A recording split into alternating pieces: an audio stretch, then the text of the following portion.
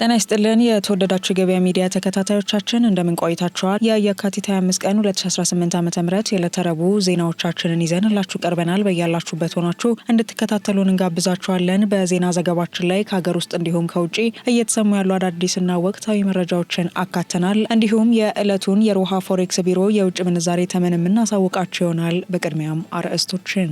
ጠቅላይ ሚኒስትር ዶክተር አብይ አህመድ ሻዕቢያን አሳምረን ስለምናውቀው ዳግም ህዝባችንን እንዲበድል እድል አንሰጥም ሲሉ ተደመጡ። ከዚህ ጋር ተያይዞ ጠቅላይ ሚኒስትሩ ለኤርትራ ጠንካራ ማስጠንቀቂያ ሰጥተዋል። የምትሰሙት ይሆናል።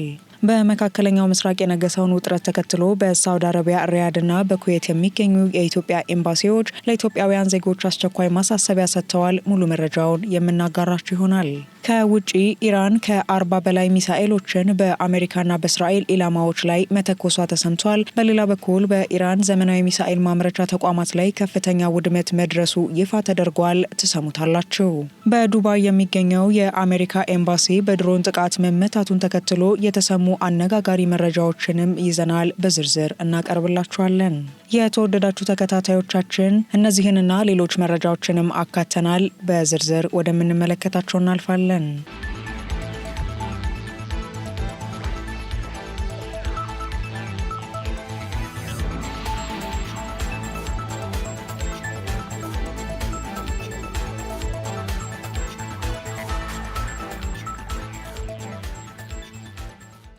ሻዕቢያን አሳምረን ስለምናውቀው ዳግም ህዝባችንን እንዲበድል እድል አንሰጥም ሲሉ ጠቅላይ ሚኒስትር ዶክተር አብይ አህመድ ተናገሩ። ጠቅላይ ሚኒስትር ዶክተር አብይ አህመድ ከኢትዮጵያ ዜና አገልግሎት ጋር በትግረኛ ቋንቋ ባደረጉት ቆይታ የኤርትራን መንግስት ሻዕቢያን አሳምረን ስለምናውቀው ዳግም ህዝባችንን እንዲበድል እድል አንሰጥም፣ ምናልባት ከሞከረ ደግሞ የመጨረሻ ሙከራ ነው የሚሆነው ብዬ ነው ማምነው ሲሉ ተናግረዋል። ጠቅላይ ሚኒስትሩ በዚህ ቃለ ምልልሳቸው በሰሜን እዝ ጥቃት ከደረሰበት በኋላ የኤርትራ ህዝብና ሰራዊት ላደረጉት ድጋፍ እውቅና የሰጡ ቢሆንም የኤርትራ ጦር በኢትዮጵያ ሉዓላዊ ግዛት ውስጥ በመግባት በንጹሃን ላይ የፈጸመውን ግፍ አውግዘዋል። በዚህም የኤርትራ ጦር ትግራይ ውስጥ ገብቶ ከባድ ወንጀል በመፈጸም ንጹሃንን ገድሏል፣ ተቋማትንም ዘርፏል ያሉት ጠቅላይ ሚኒስትሩ በተለይም በአክሱም ከተማ በሁለት ቀናት ውስጥ በመቶዎች የሚቆጠሩ ወጣቶች መጨፍጨፋቸውን አንስተዋል።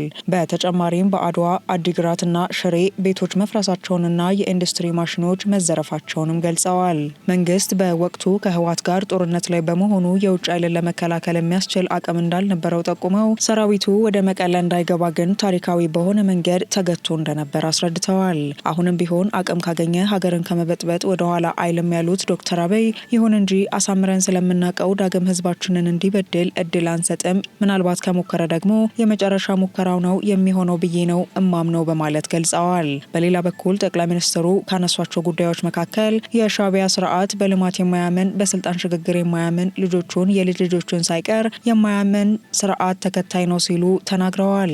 እንደሚታወቀው የኤርትራ ህዝብ የስራ ፍቅር ያለውና ስራ ፈጣሪ ቢሆንም ግን የሚሆነውን መንግስት ማግኘት አልቻለም ያሉት ጠቅላይ ሚኒስትሩ ሻዕቢያ ስልጣን ሲይዝ ከ300 በላይ ፋብሪካዎች በኤርትራ የነበሩ ሲሆን ዛሬ ግን ሁሉም በሚባል ደረጃ የሉም ብለዋል።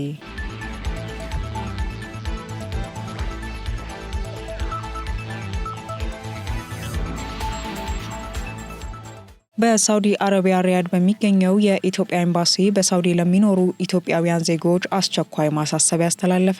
ከቀናት በፊት የተቀሰቀሰው የእስራኤል አሜሪካና ኢራን ጦርነት እየተባባሰ መቀጠሉን ተከትሎ በቀጠናው ያለውን ወቅታዊ ሁኔታ በሚመለከት መረጃዎችን በየጊዜው እየተከታተለ በኤምባሲው ገጽ ላይ ለዜጎች እያደረሰ መሆኑን አስታውቋል። በዚሁ መሰረት የሳውዲ ሀገር ውስጥ ሚኒስቴር በሰጠው መግለጫ ሳውዲ አረቢያ በሀገሪቱ የሚኖሩ ዜጎች ደህንነትን መጠበቅ የቅድሚያ የምትሰጠው በመሆኑና የጸጥታ አካላት ቀን ከሌት እየሰሩ መሆኑን አስታውቀዋል። በዚህም በሀገሪቱ የሚኖር ማንኛውም ዜጋ ምንጫቸው ያልታወቁ አሳሳች መረጃዎችን እንዲሁም መልእክቶችን ከማሰራጨት እንዲቆጠቡ በጥብቅ አሳስበዋል። ስለሆነም ኢትዮጵያውያን ዜጎችም ከሚኒስቴር መስሪያ ቤቱ የተሰጠውን መመሪያ በመከተል ከሀገሪቱ ታማኝ ምንጮችና መንግስታዊ ተቋማት ከሚተላለፉ መልእክቶችና መረጃዎች ውጪ ያልተረጋገጡ መልእክቶችን በየትኛው መንገድ ከማስተላለፍና ከማሰራጨት እንድትታቀቡ ሲል ጠንከር ያለ ማሳሰቢያ አስተላልፈዋል። ከዚህ በተጨማሪም ሚስዮኑ ካላስፈላጊ ተጠያቂነት ራሳቸውን እንዲጠብቁ ሲልም በሳውዲ ለሚኖሩ ኢትዮጵያውያን ዜጎች ጥሪውን አቅርበዋል። በሌላ በኩል በኩዌት የሚገኘው የኢትዮጵያ ኤምባሲም በሀገሪቱ ለሚኖሩ ኢትዮጵያውያን ዜጎች ደህንነትን ለመጠበቅ የሚረዱ መመሪያዎችን አውጥተዋል። በዚህም በስራ ቦታችሁ የማስጠንቀቂያ ደወል ሲሰማ ወይም የአደጋ መረጃ ሲደርሳችሁ ያላችሁበትን ስራ ወዲያውኑ ማቆም እንደሚገባና በተለይም የኃይል ማመንጫዎች ወይም ቁልፍ ቦታዎች ላይ የምትሰሩ ወገኖች ከሲቪል መከላከያ የሚሰጡ መመሪያዎችን በጥብቅ መከተል እንደሚያስፈልግ አስገንዝበዋል። በተጨማሪም ከአደጋ ቦታ በፍጥነትና በስርዓት ለመውጣት በስራ ቦታችሁ የተዘጋጀውን የአደጋ ጊዜ መውጫ እቅድ ያለምንም ማመንታት ወደ ተመደቡ የመሰብሰቢያ ቦታዎች ወይም መጠለያዎች በስርዓትና በትዕግስት መጓዝ አስፈላጊ መሆኑን የኩዌት የሰው ኃይል ባለስልጣን ማስታወቁን ኤምባሲው አስታውቋል። አደጋ በሚፈጠርበት ጊዜም ሊፍት ወይም ኤሌቬተር በፍጹም መጠቀም አይመከርም ያለው ማሳሰቢያው በምትኩ የአደጋ ጊዜ መውጫዎችን ብቻ በመጠቀም ከሚመለከታቸው የመንግስት አካላት የሚሰጡ ይፋዊ መመሪያዎችን በንቃት መከታተል እንደሚገባ አሳስቧል።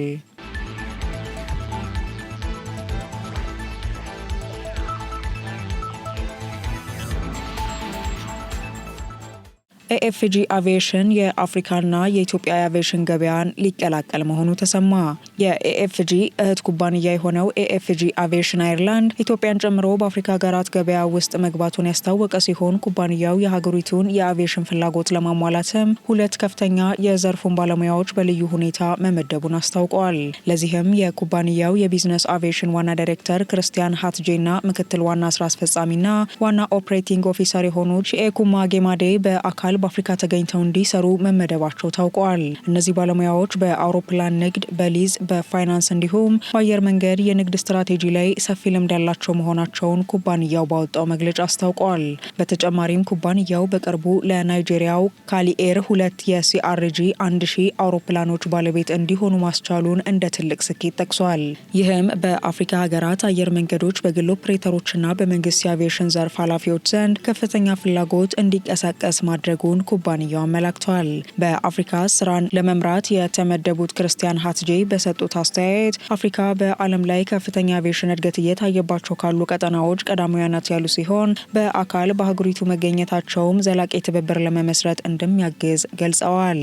ምክትል ዋና ስራ አስፈጻሚው ሺኤኩማ ጌማዴ በበኩላቸው ኩባንያው ያለውን የካበተ ልምድ በመጠቀም በአህጉሪቱ ዘላቂ አቪዬሽን ልማት እንዲመጣ የምክር አገልግሎትና የቴክኒክ ድጋፍ እንደሚያደርጉ ተናግረዋል።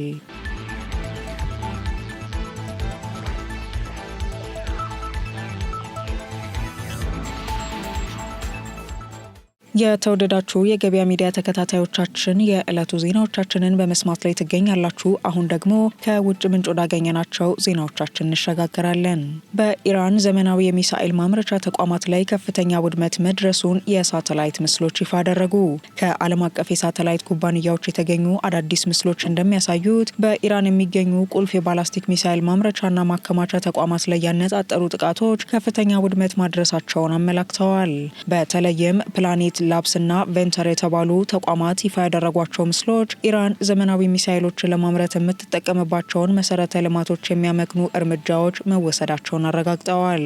በዚህም ከቴሄራን በስተደቡብ ምስራቅ የሚገኘው ግዙፉ የፓርቺን ወታደራዊ ግቢ የጥቃቱ ዋነኛ ኢላማ መሆኑንም የሳተላይት ምስሎች አሳይተዋል። የሳተላይት ምስሎቹ ለባላስቲክ ሚሳኤሎች ወሳኝ የሆነውን ጠጣር ነዳጅ ለማቀላቀል የሚያገለግሉ ህንፃዎች ሙሉ በሙሉ መውደማቸውንም ጠቁመዋል። የጦር ተንታኞች እንደሚሉት ከሆነ ደግሞ የእነዚህ ህንፃዎች መውደም ኢራን የረዥም ርቀት ሚሳይሎችን በብዛት የማምረት አቅሟን በከፍተኛ ሁኔታ ያዳክመዋል ብለዋል። በተጨማሪም በሰሜን ምዕራብ ኢራን የሚገኘው ነታብሪዝ የሚሳይል ጣቢያና በደቡባዊው የሃጅ አባድ የከርሰ ምድር ተከማቾች ላይ የደረሰው ጉዳት በምስል ተመዝግበዋል። እንዲሁም በሚሳይል ማስወንጨፊያ ዋሻዎች መግቢያ ላይ ትላልቅ ጉድጓዶች መፈጠራቸውንና ወታደራዊ ተሽከርካሪዎች መውደማቸውንም ምስሎቹ አሳይተዋል። በሌላ በኩል ኢራን የደረሰባትን ጉዳት ለመሸፈንና ጥገና ለማድረግ ጥረት እያደረገች መሆኑ የተነገረ ሲሆን የተጎዱትን ህንፃዎች ጣሪያ በፍጥነት የመቀየርና የዋሻ መግቢያዎችን በኮንክሪት የመሸፈን ስራዎች እየተከናወኑ ነው ተብሏል። ከዚህ በተጨማሪም የናታንዝ ኒውክሌር ተቋምም የጥቃቱ አካል እንደነበረና በተቋሙ መግቢያዎች ላይ አዲስ ጉዳት መድረሱን የሳተላይቶች ምስሎች አረጋግጠዋል። ይህ እርምጃ ታዲያ በኢራን ወታደራዊ የበላይነትና በኒውክሌር ፕሮግራሟ ላይ የተሰነዘረ ከባድ ምት ተደርጎም ተወስዷል።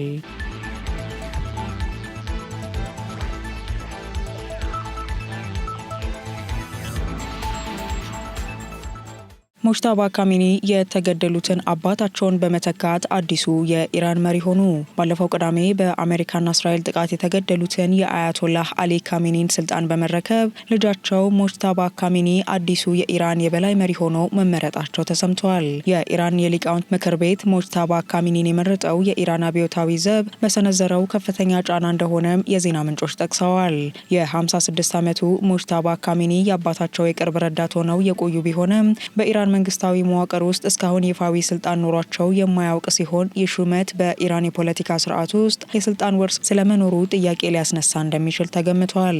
ኢራን ከዚህ ቀደም የንጉሳዊ ስርዓትን ስትተች የነበረ ቢሆንም አሁን ግን ስልጣን ከአባት ወደ ልጅ እንዲተላለፍ መደረጉ በእስልምና ሊቃውንት ዘንድ ተቀባይነት ላይኖረው እንደሚችል የፖለቲካ ተንታኞች ይገልጻሉ።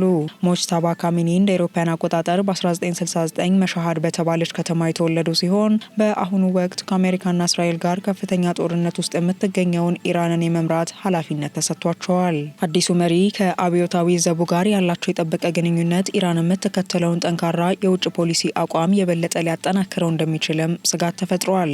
በአሁኑ ወቅት ኢራን በሰሜን ቴሄራንና በቆም ከተማ የሚገኙ የዲፕሎማሲና የሃይማኖት ማዕከላት ላይ ጥቃት እየደረሰባት ሲሆን ሙጅተባ ካሚኒም ደህንነታቸው በተጠበቀ ስፍራ ሆነው ሀገሪቱን እየመሩ እንደሆነ ተገልጿል። ባለፈው ቅዳሜ አሜሪካና እስራኤል በቴሄራን ባደረጉት ጥቃት የአያቶላህ አሊ ካሚኒ ልጅ ሙጅተባ ካሚኒ አብሮ ተገድሏል የሚሉ ዘገባዎች ወጥተው የነበረ ቢሆንም መረጃው የተሳሳተ መሆኑንና የበላይ መሪ ሆነው መሾማቸው ተሰምቷል።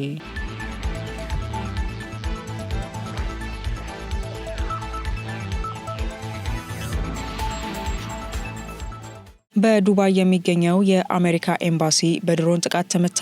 በተባበሩት አረብ ኤምሬትስ ዱባይ የሚገኘው የአሜሪካ ኤምባሲ በትናንትናው ዕለት በድሮን ጥቃት መመታቱን የዱባይ መንግስትና የአሜሪካ ባለስልጣናት አረጋግጠዋል። ድሮኑ ከኤምባሲው ዋና ህንፃ አጠገብ በሚገኝ የመኪና ማቆሚያ ላይ ማረፉን እና እሳት ማስነሳቱን የአሜሪካው የውጭ ጉዳይ ሚኒስትር ማርኮ ሩቢዮ በሰጡት መግለጫ ገልጸው በኤምባሲው ውስጥ የሚገኙ ሰራተኞች በሙሉ ያሉበት ታውቋል፣ ደህንነታቸውም የተጠበቀ ነው ሲሉ አረጋግጠዋል። የዱባይ ሚዲያ ቢሮ በበኩሉ ጥቃቱን ተከትሎ የተነሳው እሳት ወዲያውኑ በቁጥጥር ስር መዋሉን አስታውቆ የአካባቢው ነዋሪዎች ከፍተኛ ድምጽ መስማታቸውንና ከኤምባሲው ግቢ ጭስ ሲወጣ መመልከታቸውን ለዜና ወኪሎች ገልጸዋል። ጥቃቱን ተከትሎ የዱባይ ፖሊስ ወደ ኤምባሲው የሚወስዱ መንገዶችን በሙሉ የዘጋ ሲሆን ይህ ጥቃት የተፈጸመው አሜሪካና እስራኤል በኢራን ላይ የፈጸሙትን ጥቃት ተከትሎ ኢራን በወሰደችው የአጸፋ እርምጃ እንደሆነ ተገልጿል። ከዱባዩ ጥቃት ቀደም ብሎ በሳውዲ አረቢያ ሪያድ የሚገኘው የአሜሪካ ኤምባሲ በሁለት ድሮኖች መመታቱን እንዲሁም ሰኞ ዕለት በኩዌት የሚገኘው ኤምባሲ ላይ ጥቃት መሰንዘሩ የሚታወስ ነው። እንደ አውሮፓውያን አቆጣጠር ከየካቲት 21 ቀን 2026 ጀምሮ በመካከለኛው ምስራቅ የሚገኙ የአሜሪካ ዲፕሎማሲያዊ ማዕከላትና የጦር ሰፈሮች በኢራን የሚመሩ ጥቃቶች ኢላማ እየሆኑ ይገኛሉ። ሁኔታው እየተባባሰ በመምጣቱ አሜሪካ ዜጎቿን ከቀጠናው እንዲወጡ እያሳሰበች እንደሚገኝ ተዘግቧል።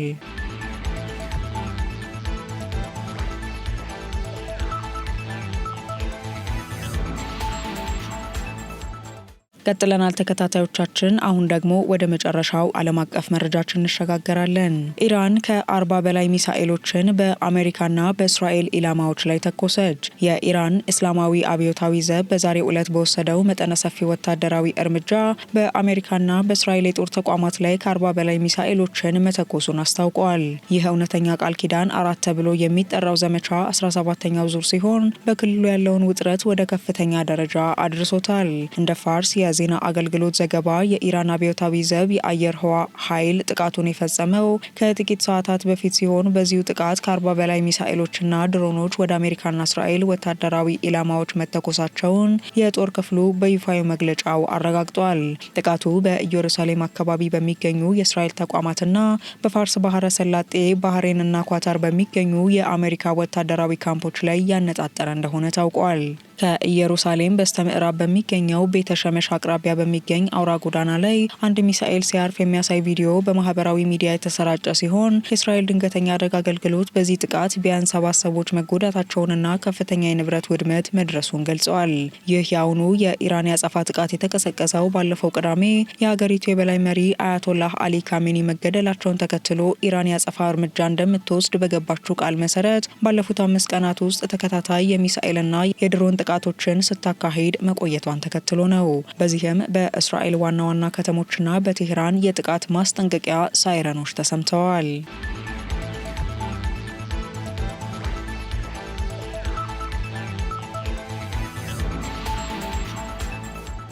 የተወደዳችሁ ተከታታዮቻችን የዕለቱ ዜና ዘገባዎቻችን ቀደም ሲል የሰማችኋቸውን ይመስላሉ። አሁን ደግሞ የሮሃ ፎሬክስ ቢሮ የዕለቱን የውጭ ምንዛሬ ተመን እናሰማችኋለን። በዚህም አንድ የአሜሪካን ዶላር በ177 ብር ከ42 ሳንቲም ሲገዛ በ180 ብር ከ96 ሳንቲም እየተሸጠ ይገኛል። ፓውንድ በ232 ብር ከ13 ሳንቲም ሲገዛ በ236 ብር ከ77 ሳንቲም እየተሸጠ ይገኛል። ዩሮ በ202 ብር ከ3 ሳንቲም ሲገዛ በ206 ብር ከ7 ሳንቲም እየተሸጠ ይገኛል። ስዊስ ፍራንክ በ224 ብር ከ1 ሳንቲም ሲገዛ በ228 ብር ከ49 ሳንቲም እየተሸጠ ይገኛል። ድርሃም በ47 ብር ከ70 ሳንቲም ሲገዛ በ48 ብር ከ65 ሳንቲም እየተሸጠ ይገኛል። የሳውዲ አረቢያው ሪያል በ46 ብር ከ75 ሳንቲም ሲገዛ በ47 ብር ከ68 ሳንቲም እየተሸጠ ይገኛል። የቻይናው ዩሃን በ23 ብር ከ72 ሳንቲም ሲገዛ በ24 ብር ከ19 ሳንቲም እየተሸጠ ይገኛል። የካናዳ ዶላር በ123 ብር ከ35 ሳንቲም ሲገዛ በ125 ብር ከ81 ሳንቲም እየተሸጠ ይገኛል።